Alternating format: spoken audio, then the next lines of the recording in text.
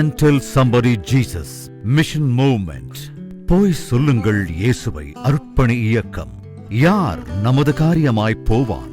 அறுப்பு மிகுதி.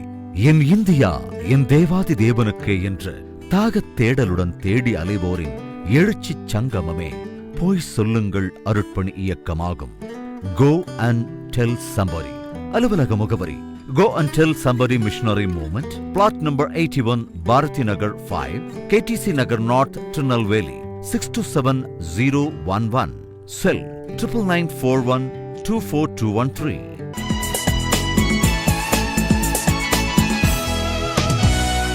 தேனினி மயிலும் இயேசுவின் நாமம் திவ்ய மதுரமாமே, அதை தேடியே நாடி ஓடியே வருவி திருச்சபையானோரே. தேனினி மயிலும் இயேசுவின் நாமம் திவ்ய மதுரமாமே.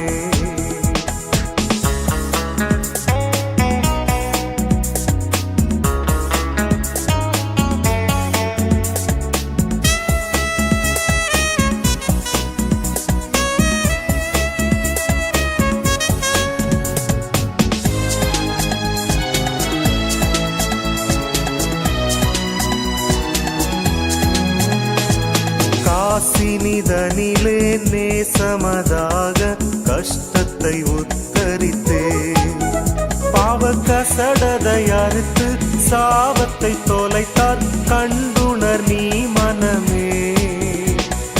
தேனினி மயிலும் இயேசுவின் நாமம் திவ்ய மதுரமாமே.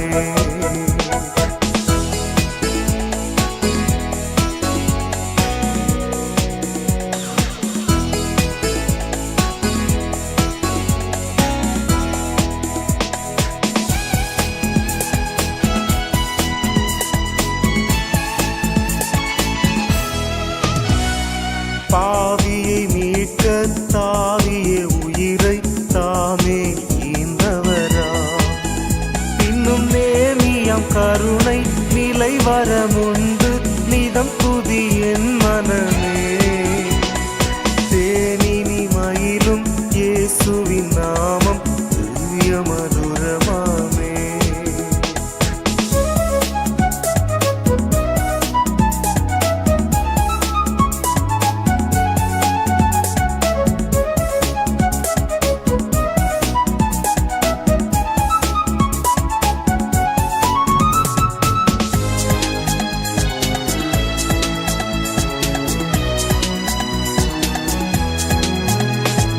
காலையில் பனி போல் மாயமாய் உலகமுபாயமாய் நீங்கிவிடும், என்றும் கர்த்தரின் பாதம் நிச்சயம் நம்பும்.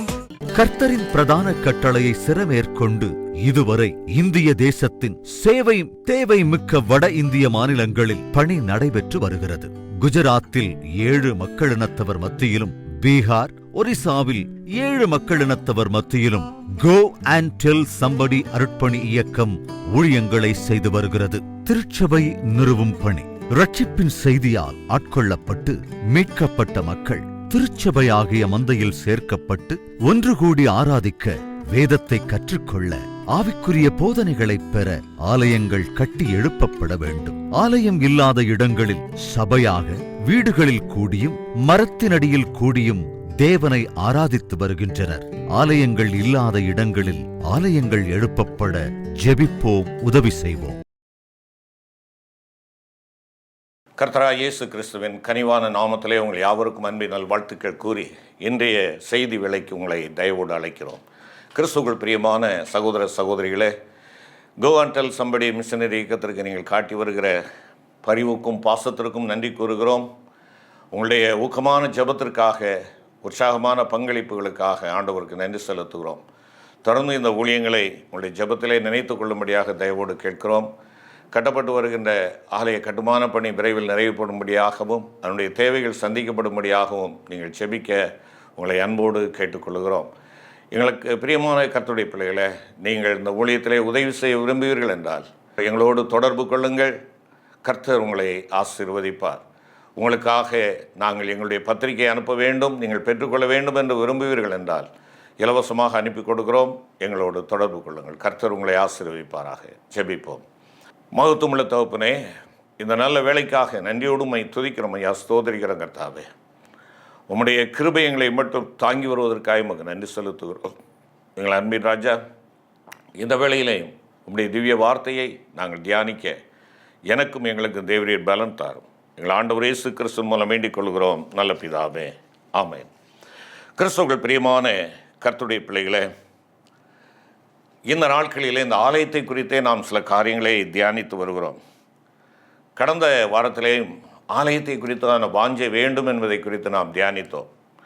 தொடர்ந்து இந்த நாளிலே ஆண்டவர் நமக்கு கொடுத்த ஆலயங்கள் நம்மால் சரியாக தேவனுடைய சித்தத்திற்கு ஏற்றபடி, இல்லையென்றால் தேவனுடைய விருப்பத்திற்கு ஏற்றபடி நாம் செயல்படாமல் இருப்போம் என்றால் அதற்கு ஏற்படக்கூடிய பின்விளைவுகளை நாம் வேதத்திலே பார்க்கிறோம். குறிப்பாக நாம் பார்ப்போம் என்றால், சாலமோனுடைய தேவாலயம் 6.5 ஆண்டுகளிலே கட்டி முடிக்கப்பட்டது. 1 ராஜாக்கள் 6ஆம் அதிகாரம் 37ஆம் வசனத்திலே பார்க்கிறோம். அவன் கட்டி முடித்தான். 33 வருடம் பழுதில்லாமல் இருந்தது அந்த ஆலயம். எகிப்து ராஜாவாகிய சீசாக்கு தேவனுடைய ஆலயத்தை கொள்ளையிட்டான் என்பதாக 1 ராஜாக்கள் 14:25 பார்க்கிறோம். 350 வருடத்திற்கு பின்பு கிமு 586 நேபுகாத் நேச்சார் முழுமையாய் தேவனுடைய ஆலயத்தை அழித்து போட்டான். இந்த அழிக்கப்பட்ட இந்த ஆலயம் திரும்பவுமாய் கட்டப்படுவதற்கு ஆண்டவர் தம்முடைய தாசனை தெரிந்து கொண்டார்.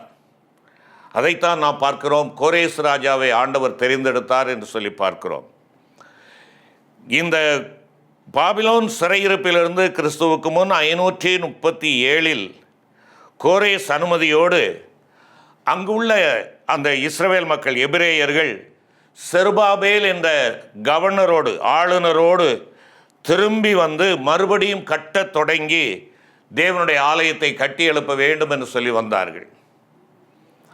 அவர்கள் கட்டும்படியாய் அங்கே வந்தார்கள். ஆனால் மிக தாமதமாக, இல்லையென்றால் ஸ்லோவாக, மெதுவாக இந்த பணியானது ஆரம்பிக்கப்பட்டது என்று சொல்லி நாம் பார்க்கிறோம். திரும்ப கட்டும்படியாய் வந்தார்கள். கோரேசனுடைய அனுமதியோடு வந்தார்கள். அவர்கள் கட்டுவதற்கான சகல ஸ்லாக்கியங்களும் அவர்களுக்கு இருந்தன. கட்டப்படுவதற்காக ஒரு அமைப்பு இருந்தது. அரச பரிவு, இல்லையென்றால் அரசனுடைய அக்கறை இருந்தது. ஆளுநரை அனுப்பி கொடுக்கிறார். பிரதான ஆசாரியன் அங்கே யோசுவா வருகிறான். தீர்க்கன் ஆகாய், சகரியா போன்றவர்கள் எல்லாரும் வருகிறார்கள். வந்து இந்த ஆலயம் திரும்ப கட்டப்பட வேண்டும் என்று சொல்லி அவர்கள் கட்ட தொடங்குகின்ற பொழுது அங்கே தாமதங்கள் ஏற்படுகிறதை நாம் பார்க்கிறோம். அவர்கள் வந்த பின்பாக 7 மாதங்கள் கழித்து அவர்கள் என்ன செய்கிறார்கள்? அஸ்திபாரம் போடுகிறார்கள். எஸ்ரா 3ஆம் அதிகாரம் 8 முதல் 10 வசனங்களை நீங்கள் வாசித்து பாருங்கள். 7 மாதம் கழித்தே அவர்கள் என்ன செய்கிறார்கள்? அஸ்திபாரம் போடுகிறார்கள். அஸ்திபாரம் போட்டவுடனே அங்கே இருக்கக்கூடிய சமாரியர், அயல் நாட்டவர்கள் சோர்வு கொடுக்கிறார்கள், தடை ஏற்படுத்துகிறார்கள். ஆலயத்தை கட்டுவதற்கு தடை செய்கிறார்கள். சமாரியர் வந்து கேட்கிறார்கள், நாங்கள் இணைந்து கட்டுவோம் என்று சொல்லுகிறார்கள். வேண்டாம் என்று சொல்லிவிட்டான் செருபாபேல்.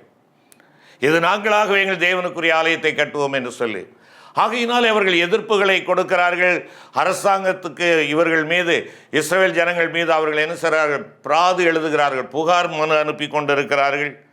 ஆகையினாலே கிறிஸ்துவுக்கு முன் 534 தடைபட்டு நின்றது. அஸ்திவாரம் போட்டாகிவிட்டது, ஆனால் தடைபட்டு நிற்கிறது. 16 ஆண்டுகள் தடைபட்டு நிற்கிறது. ஏன்? மக்களுடைய சோம்பலாய் இருக்கிறார்கள். அதைத்தான் ஆகாய் தீர்க்கதரிசியின் புஸ்தகத்திலே 1ஆம் அதிகாரத்தை நாம் வாசித்து பார்ப்போம் என்றால், அவர்கள் சோம்பல் உள்ளவர்களாய் தங்களை குறித்து சிந்தை உடையவர்களாக இருக்கிறார்கள். அக்கறை இல்லை, ஆனால் சுயநலம் இருக்கிறது. ஆண்டவருடைய ஆலயத்தை கட்டும்படியாக அனுப்பப்பட்டவர்கள் ஆண்டவருடைய காரியத்திலே அக்கறை இல்லாதவர்களாக, அவர்கள் என்ன செய்கிறார்கள்? சுயத்துக்கு இடம் கொடுத்தவர்களாக இங்கே தங்களுக்கு வீடுகளை கட்டிக்கொள்ளும்படியாய் அவர்கள் ஆரம்பிக்கிறார்கள். ஆகாய் 1 அதிகாரம் 4வது வசனத்தை பாருங்கள். இந்த வீடு பாழாய் கிடக்கும்போது நீங்கள் மச்சுப்பாவப்பட்ட உங்கள் வீடுகளில் குடியிருக்கும்படியான காலம் இதுவோ? இப்போதும் சேனைகளின் கர்த்தர் சொல்லுகிறார், உங்கள் வழிகளை சிந்தித்து பாருங்கள், உங்கள் வழிகளை சிந்தித்து பாருங்கள். அருமையான கர்த்தருடைய பிள்ளைகளே, நீ என்ன நோக்கத்திற்காய் அனுப்பப்பட்டாயோ அந்த நோக்கத்தை நிறைவேற்றாமல் நீ என்ன செய்து கொண்டிருக்கிறாய்? நீ உனக்கடுத்த காரியங்களை யோசித்து கொண்டிருக்கிறாய். உனக்கு ஸ்லாக்கியங்களை கொடுத்திருக்கிறேன், ஆலயத்தை கட்டி எழுப்பதற்கான சகல ஏதுக்களை நான் கொடுத்திருக்கிறேன். ஆனால் நீ இன்னும் செயல்படவில்லையே, இன்னும் செயல்படவில்லையே. செயல்படுங்கள், செயல்படுங்கள். நீங்கள் எனக்கு ஆலயத்தை கட்டுங்கள். 8வது வசனத்திலே சொல்கிறார், நீங்கள் மலையின் மேல் ஏறி போய் மரங்களை வெட்டி கொண்டு வந்து ஆலயத்தை கட்டுங்கள். சோம்பி தெரியாதே, படுத்து படுத்து உறங்காதே, ஆலயத்திற்கு அடுத்த காரியங்களை நீ பார். ஆலயத்தை கட்டுங்கள், அதன் பேரில் நான் பிரியமாயிருப்பேன், அதனால் என் மகிமை விளங்கும். நீங்கள் எனக்கு ஆலயத்தை கட்டுவதினால் என் மகிமை விளங்கும். அப்பொழுதுதான் நான் உங்களை ஆசீர்வதிப்பேன். நம்முடைய வீடுகளிலே நான் இன்று முதல் உங்களை ஆசீர்வதிப்பேன் என்ற அந்த வாக்கியத்தை வாக்குத்தத்தமாக நாம் மாட்டிக்கொண்டிருக்கிறோம். என்று முதல் ஆண்டவர் என்னை ஆசீர்வதிப்பார். நீ சோம்பி தெரியாமல் எனக்கு அடுத்த காரியங்களிலே உன்னுடைய மனதை செலுத்தி என் ஆலயமாக உன்னை நீ கட்டி எழுப்புகின்ற பொழுது, அருமையான கர்த்தருடைய பிள்ளையே, யோசித்து பாருங்கள். தேவனுடைய ஆலயம் இன்று கட்டப்பட்டதாக இருக்கிறதா, இல்லை என்றால் சிதைக்கப்பட்டதாக இருக்கிறதா? நீ நானும் ஆண்டவருடைய ஆலயம், தேவனுடைய ஆலயமாக தேவன் நம்மை உன்னையும் என்னையும் எடுத்திருக்கிறார். இந்த ஆலயம் இன்று தேவன் ஆராதிக்கப்படுகின்ற ஒரு இடமாக இருக்கிறதா? தேவன் தங்கி வாசம் பண்ணுகிற ஒரு ஸ்தலமாக இருக்கிறதா? இது ஆண்டவருடைய வீடாக இருக்கிறதா? ஆராதனையின் கூடமாக இருக்கிறதா? யோசித்துப்பார். உன் வாழ்க்கை தடம் புரண்டதாக தாறுமாறானதாக இருக்கும் என்றால் சிதைக்கப்பட்ட ஒரு வாழ்க்கை என்பதை மறந்து போகாதே. உன் வாழ்வாகிய உன்னுடைய வாழ்க்கையாகிய உன்னுடைய சரீரமாகிய ஆலயத்தை கட்டி எழுப்ப வேண்டும் என்று சொல்லி ஆண்டவர் விரும்புகிறார். நீ உன்னை கட்டி எழுப்புகின்ற பொழுது நான் உன்னை ஆசீர்வதிப்பேன். நீ என்னை கனப்படுத்துகின்ற பொழுது நான் உன்னை ஆசீர்வதிப்பேன். என்னுடைய வாக்கு தத்துவம் ஆசீர்வாதமான வாக்கு தத்துவம் அப்படியே உன் வாழ்க்கையிலே நிறைவேற வேண்டும் என்றால் நான் கொடுக்கிற அந்த கண்டிஷன், இல்லை என்றால் அந்த நிபந்தனைக்கு நீ உட்பட்டவனாக இரு. ஆலயத்தை கட்டு, ஆலயத்தை கட்டு என்று சொல்லுகிறார். நீ அக்கறை இல்லாமல் வாழ்ந்தது போதும், எழுந்திரு, எழுந்திரு என்று சொல்லுகிறார். நீ வெட்டப்பட்ட கற்களாலே அஸ்திபாரம் போடப்பட்ட ஒரு ஆலயத்தை கட்டுகிறாய், பெரியவையாய் கட்டுகிறாய், விலையேறப்பெற்ற கற்களாலே கட்டுகிறாய். அப்படி நீ கட்டுகின்ற பொழுதுதான் நான் உன் பேரில் பிரியமாயிருப்பேன் என்று சொல்லுகிறார்.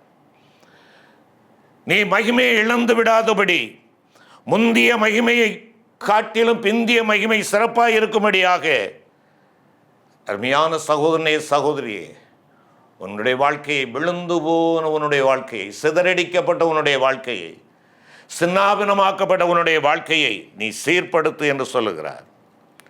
சீர்படுத்து என்று சொல்லுகிறார். 7வது வசனத்தில் அதைத்தான் சொல்றார். உங்கள் வழிகளை சிந்தித்து பாருங்கள், உங்கள் வழிகளை சிந்தித்து பாருங்கள். நீ போகும் பாதை ஆண்டவருக்கு பிரியமான பாதையா இருக்கிறதா என்பதை நீ சிந்தித்து பார்த்திருக்கிறாயா? பிரியமான கர்த்தருடைய பிள்ளையே, நீ ஆண்டவருக்காக கட்டப்பட வேண்டும் என்று ஆண்டவர் விரும்புகிறார். தேவன் தங்கும் வாசஸ்தலமாக உன்னையும் என்னையும் ஆண்டவர் தெரிந்தெடுத்தவனுடைய நோக்கம் என்ன? அவருக்கு பிரியமான வாழ்க்கை வாழ வேண்டும். என் ஆண்டவர் என்னிலே தங்க வேண்டும் என்றால் என்னுடைய வாழ்க்கை தேவனுக்கு உகந்த தூய்மையானதாக இருக்க வேண்டும். தெய்வீக சிந்தை அணிந்தவனாக நான் காணப்பட வேண்டும். எனக்கு அன்பான சகோதர சகோதரிகளே, ஆண்டவருக்காக ஆலயமாக உங்களையும் என்னையும் கட்டுப்படும்படியாய் ஆண்டவர் கேட்கிறார். இங்கே சோம்பலாய் இருக்கிறார்கள் மக்கள். ஆகையினாலே அவர் சொல்லுகிறார், என்னுடைய வீடு பாழாய் கிடக்கும்போது நீங்கள் எல்லாரும் அவனவன் தந்தன் வீட்டிற்கு ஓடி போகிறீர்களே, இது நிமித்தமாகத்தான் நீங்கள் என்ன செய்தீர்கள்? உங்களுடைய கையின் பிரயாசங்கள் குறைபடுகிறது என்பதாக அங்கே 9வது வசனத்திலே சொல்லுகிறார். விளைச்சல் இருக்கிறது, ஆனால் மேனி இல்லை. வேலை செய்கிறார்கள், பலன் இல்லை. காரணம், தேவனுடைய ஆலயம் வெறுமையாய் கிடக்கிறது. தேவனுடைய ஆலயம் அங்கே கவனிப்பாரற்று கிடக்கிறது.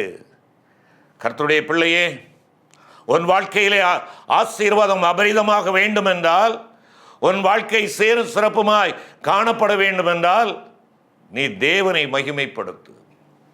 தேவனை மகிமைப்படுத்து. தேவனுக்காக உன்னுடைய வாழ்க்கையை அவருடைய ஆலயமாக நீ கட்டி எழுப்பு.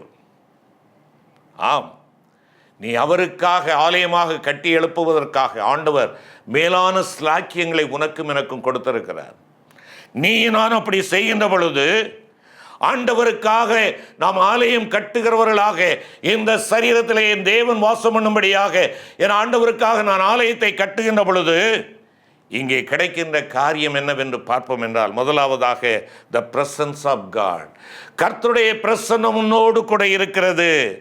2ஆம் அதிகாரம் 5வது வசனத்தை பாருங்கள். நீங்கள் எகிப்திலிருந்து புறப்படுகிற போது நான் உங்களோடே உடன்படிக்கை பண்ணின வார்த்தையின்படியே என் ஆவியானவரும் உங்கள் நடுவில் நிலை கொண்டிருப்பார், பயப்படாதேயுங்கள். நீ தேவனுக்காக ஆலயம் கட்டுகிறவனாக நீ காணப்படுவாய் என்றால், தேவனுடைய பிரசன்னம் நிலை இருக்கிறது, நீ பயப்பட வேண்டிய அவசியம் இல்லை. தேவனுடைய ஆவியானவர் நிலை கொண்டிருப்பார். அவர் கடந்து போகிறவர் அல்ல. நீ தேவனுக்காக வாழும்படியாய் உன்னோடு வியாபித்திருக்கிறவராக இருக்கிறார். அருமையான கர்த்தருடைய பிள்ளையே, இந்த மகிமையை வீணடிக்க வேண்டாமே. என் ஆண்டவருடைய மகிமைய நிலை எப்பொழுதும் இருக்கும்படியாக, அவருடைய மகா பிரசன்னம் என்னிலே தங்கி தாபரிக்கும்படியாக தேவனுடைய பிரசன்னம் நம் மத்தியிலே இருக்கும். ஆண்டவருடைய பிரசன்னத்திற்குள்ளாக இருக்க வேண்டும் என்றால், ஆண்டவருடைய மகிமையின் பிரசன்னத்தை உணர வேண்டும் என்றால், நீங்களும் நானும் ஆண்டவருக்காக கட்டுகிறவர்களாக காணப்பட வேண்டும். ஆண்டவருக்காக ஆலயங்களை கட்டுகிறவர்களாக நாம் காணப்பட வேண்டும். இரண்டாவதாக, நீ நானும் ஆண்டவருக்காக உன் வாழ்க்கையை கட்டுகின்ற பொழுது அவருடைய வல்லமை முன்னிலே இருக்கிறதை உணர முடியும். The power of God. 6வது வசனத்தை பாருங்கள். 2ஆம் அதிகாரம் 6ஆம் வசனம். சேனைகளின் கர்த்தர் சொல்லுகிறார், கொஞ்ச காலத்துக்குள்ளே இன்னும் ஒரு தடவை நான் வானத்தையும் பூமியையும் சமுத்திரத்தையும் வெட்டாந்தரையும் அசைய பண்ணுவேன். இங்கே அவருடைய வல்லமை, ஆண்டவருடைய பராக்கிரமம், ஆண்டவருடைய வலிமை, ஆண்டவருடைய பலன், ஆண்டவருடைய சத்துவம் உனக்கும் எனக்கும் கொடுக்கப்படும். நீ அசைக்கப்படுவதில்லை, நீ அசைக்கப்படுவதில்லை. ஆம், அருமையான கர்த்தருடைய பிள்ளை, நீ பண்ணப்படாதபடி அவர் வானத்தையும் பூமியும் அசைக்கிறவராக இருக்கிறார். நீ கேட்டுக்கொண்டிருக்கிற அருமையான கர்த்தருடைய பிள்ளைகளே, ஆண்டவருக்கான ஆலயமாக கட்டி எழுப்ப நம்மை ஒப்பு கொடுத்திருக்கிறோமா?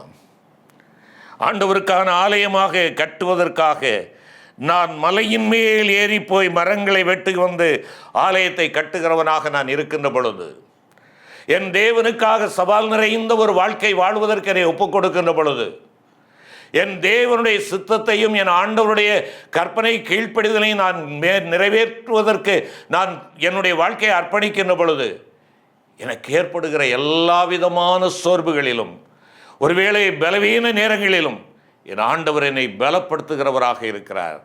அவருக்காக நீ நான் கட்டுகின்ற பொழுது அவர் உன்னை பலப்படுத்துகிறார், அவர் உன்னை பலப்படுத்துகிறார். அருமையான கர்த்தருடைய பிள்ளையே, மூன்றாவதாக நாம் பார்ப்போம் என்றால், 2ஆம் அதிகாரத்திலே நாம் பார்க்கின்ற பொழுது 8 மற்றும் 19வது வசனம், வெள்ளியும் என்னுடையது பொன்னும் என்னுடையது என்று சேனைகளின் கர்த்தர் சொல்லுகிறார். 19வது வசனம், களஞ்சியத்தில் இன்னும் விதைத்தானியம் உண்டோ? திராட்சை செடியும் அத்திமரமும் மாதளஞ்செடியும் ஒலிவு மரமும் கனி கொடுக்கவில்லையே? நான் இன்று முதல் உங்களை ஆசீர்வதிப்பேன் என்று சொல்லுகிறார். தேவனுக்காக நீங்களும் நானும் கட்டுகின்ற வேலையை செய்கின்ற பொழுது, ஆண்டவருடைய பணியிலே உன்னையும் என்னையும் நாம் இணைத்துக் கொள்ளுகின்றதான வேளையிலே தேவனுடைய பிரசன்னம் நமக்கு கிடைக்கிறது, தேவனுடைய வல்லமை நமக்கு கிடைக்கிறது, தேவனுடைய பராமரிப்பு அல்லது அவருடைய போஷிப்பு நமக்கு கிடைக்கிறது. அதைத்தான் இங்கே பார்க்கிறோம் 8 மற்றும் 19வது வசனத்தில். அது மாத்திரமல்ல, 7வது வசனத்தை நாம் பார்க்கின்ற பொழுது, இந்த ஆலயத்தை மகிமையினால் நிறைய பண்ணுவேன் என்று சொல்கிறார். The provision of God.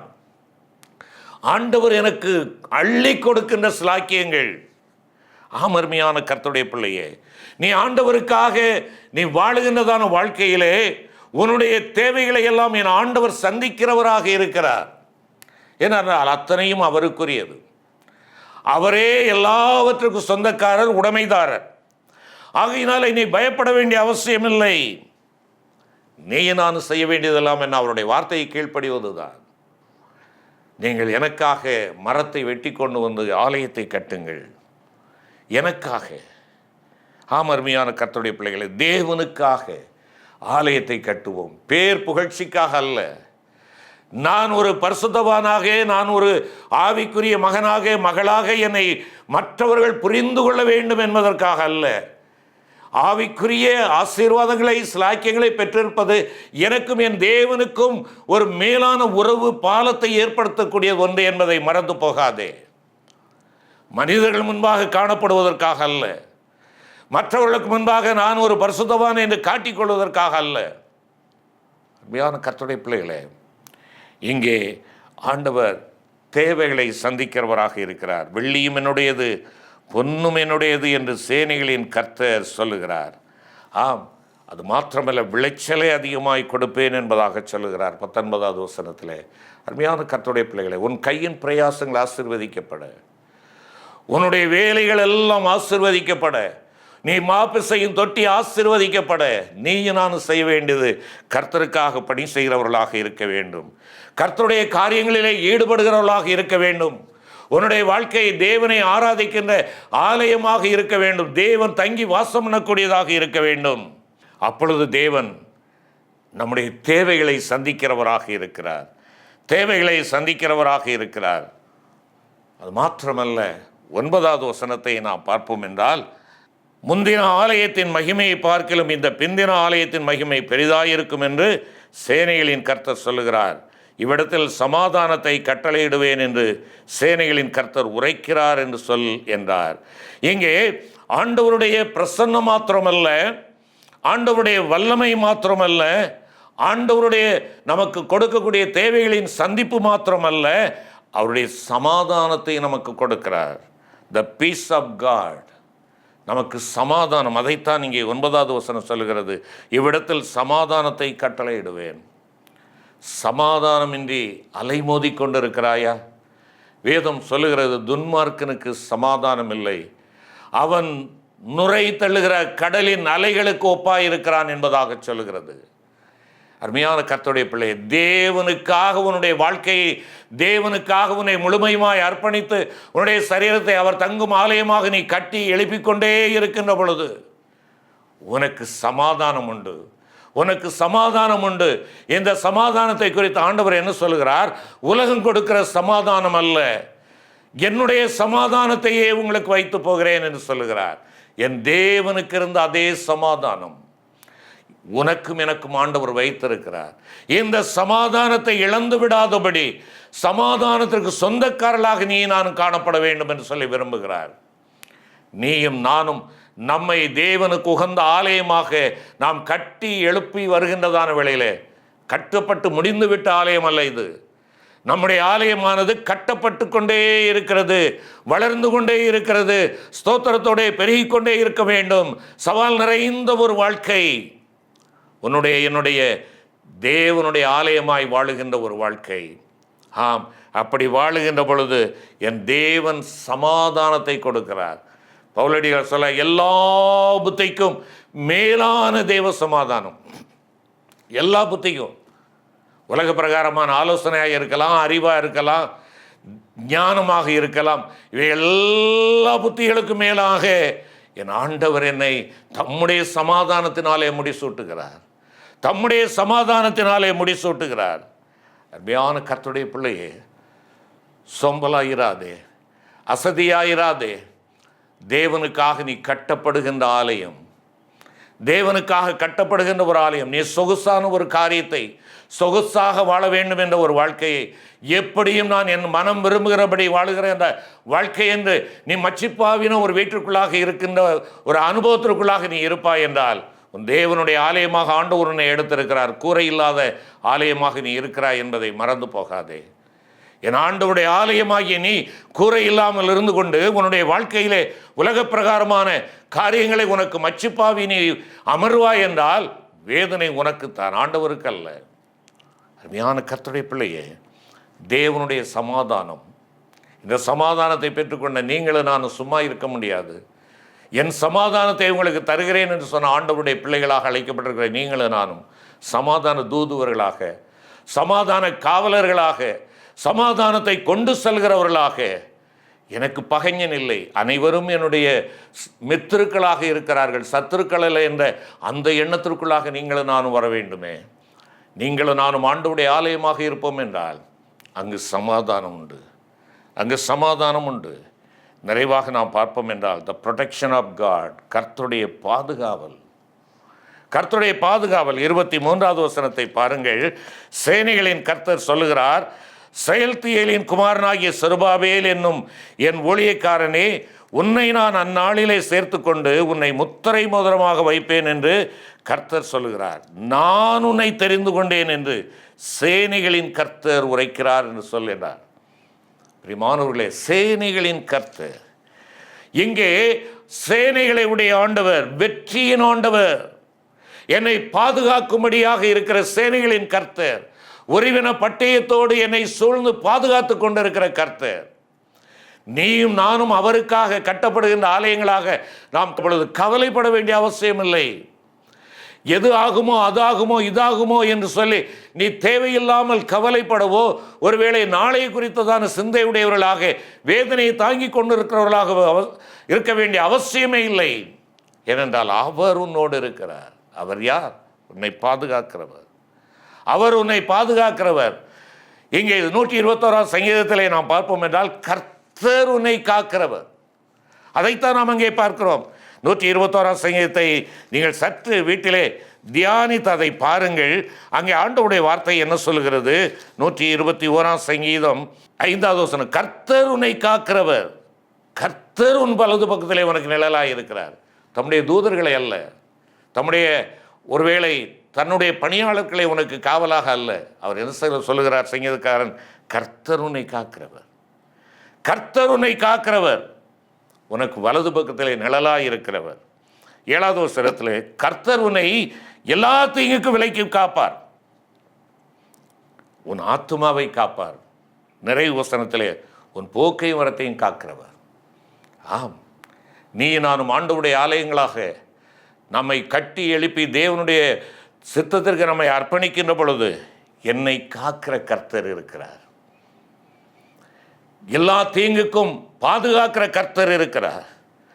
என்னுடைய வழிக்கு துணையாக இருக்கிற கர்த்தர் இருக்கிறார். அருமையான கர்த்தருடைய பிள்ளைகளை, நீங்கள் எனக்கு ஆலயத்தை கட்டுங்கள், நீங்கள் ஆலயத்தை கட்டுங்கள், அதன் மேல் நான் பிரியமாக இருப்பேன். உன் மீது ஆண்டவர் பிரியமாக இருக்க, அவர் விரும்புகின்ற ஆலயமாக நாம் அவருடைய கரத்திலே நம்மை ஒப்புக்கொடுத்து அவருடைய சித்தத்திற்கு நாம் அர்ப்பணிப்போம். உடைக்கப்பட்ட ஆலயங்கள், சிதைந்து போன ஆலயமாக நம்முடைய வாழ்க்கை இருக்கும் என்றால் ஆண்டவர் சீர்படுத்தும்படியாக சுயநலத்தை விட்டு, சூழ்நிலைகளை உதறி தள்ளிவிட்டு நாம் ஆண்டவருடைய இதயத்திற்கேற்ற பிள்ளைகளாய், ஆண்டவருக்கு பிரியமானவர்களாய், நாம் ஆண்டவருடைய காரியங்களிலே சிந்தனையுடையவர்களாய் சீர்மிகு வாழ்வு வாழ ஆண்டவருடைய ஆலயமாக கட்டியெழுப்ப நாம் ஒவ்வொரு நாளும் முயற்சி செய்வோம். தேவனுடைய ஒத்தாசையை கொண்டு முயன்று அவரின் நிலை தங்கி வாசமாக இருக்க வேண்டும் என்ற சிந்தையோடு கூட செயல்பட ஆண்டவர் நமக்கு கிருபை செய்வாராக. ஜெபிப்போம். கிருபை நிறைந்த ஆண்டவரே, ஆண்டவரே, சாலமோனுடைய ஆலயம் சிதறடிக்கப்பட்டது. அதை திரும்பவும் கட்டுவதற்கு செருபாபேலை கோரேஸ் அனுப்பி, ஆண்டவரே, உம்முடைய வார்த்தைகளை பகிர்ந்து கொள்ளக்கூடிய ஆகாய், உம்முடைய ஊழியத்தை நிறைவேற்றுகின்ற யோசுவா ஆகியோர்களை நீர் கொடுத்து மக்களை உற்சாகப்படுத்தினீர். 16 ஆண்டுகள் தடைபட்டு கிடந்த ஆலயம் திரும்பவுமாய் கட்டப்பட்டது. அதை போல ஆண்டவரே, நாங்கள் உம்முடைய பிள்ளைகளாய் அழைக்கப்பட்டு வந்திருக்கிறோம். அஸ்திபாரமிடப்பட்ட நிலையிலே நாங்கள் இருக்கிறோம். வளர்ச்சி இல்லை, வாழ்வு இல்லை, கிறிஸ்தவ ஜீவியம் இல்லை. தயவாய் எங்களுக்கு இறங்கும், எங்களை மன்னியும். ஆண்டவரே, உமக்காக நாங்கள் கட்டி எழுப்பப்படுகின்றதான வேளையில் அப்பா, உம்முடைய பிரசன்னத்தை நீர் எங்களுக்கு கொடுக்கிறீர், உம்முடைய வலிமையை கொடுக்கிறீர். ஆண்டவரே, உம்முடைய பிள்ளைகளாகி உங்களுடைய தேவைகளை நீர் சந்திக்கிறீர். உம்முடைய சமாதானத்தை கொடுக்கிறீர், உம்முடைய பாதுகாவலை கொடுக்கிறீர். இதை உணர்ந்தவர்களாக எங்களை உம்முடைய திருக்கரங்களில் அர்ப்பணிக்கிறோம். மீட்பர் இயேசு கிறிஸ்து மூலம் வேண்டிக் கொள்கிறோம் நல்ல பிதாவே, ஆமென்.